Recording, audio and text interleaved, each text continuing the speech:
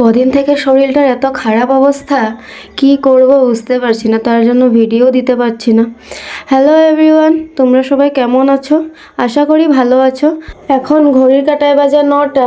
আমিও কাজ করছি আর বরকেও খাইয়ে দাইয়ে দোকান পাঠিয়ে দিয়েছি। ঘর দর ঝাড়ু মেরে নেব, বাসন কটা মানাচ্ছে ওগুলোও ধুয়ে নেব। কদিন ধরে ভিডিও দিতে পারছি না, কেননা শরীরটা এতই খারাপ করেছে, আমি ভয়েস ওভার দিতে পারছি না। এখনও মনে হয় তোমরা ভয়েসে বুঝতে পারছো যে গলাটা ভেঙে গেছে, কিছু কথাই বলতে পারছি না, এতটা শরীর খারাপ করেছে।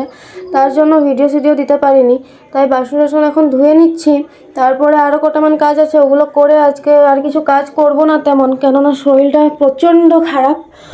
আচ্ছা, তোমাদের আমার ভিডিও দেখতে কেমন লাগে একটু কমেন্টে বলবে তো।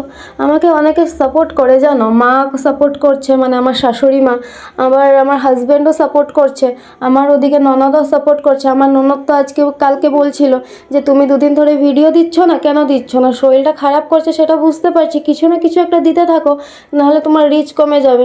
এখন আমি কি করব, শরীরটা তো ভালো লাগছে না, দিতে ইচ্ছেও করছে না, কিছু খুঁজে পাচ্ছি না ভিডিও করার জন্য, তাই দিতে পারিনি। আচ্ছা, কদিন পরে তো সরস্বতী পুজো। সরস্বতী পুজোতে তোমরা কোথায় কোথায় ঘুরতে যাবে কমেন্টে বলবে তো। আমি তো আগের বছরও অনেক ঘুরেছি, আমাদের ওখানে সবার সাথে ঘুরেছি, বন্ধুদের সাথে অনেক ঘুরেছি। এবছর তো আমি শ্বশুর বাড়িতে, এখন কোথায় ফ্রেন্ডদের সাথে ঘুরতে পারবো, এখন জানি না কার সাথে ঘুরবো, নাকি ঘুরতেই পাবো না সেটাও জানি না। বন্ধুরা সবাই বলছে তোকে অনেক মিস করবো, তুই আমাদের সাথে নেই এইবার, সব বাড়ি থাকিস, এইবার নেই, অনেক মিস করবো বলছে।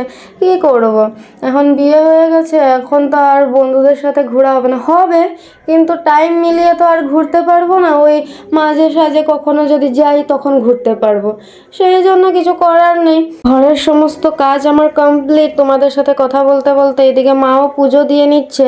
আমার গপু সোনাকে আজকে এত সুন্দর লাগছে, রোজই সুন্দর লাগে কিন্তু আজকে একটু বেশিই সুন্দর লাগছে। এখনের জন্য টাটা, আবার নেক্সট ভিডিওতে দেখা হবে।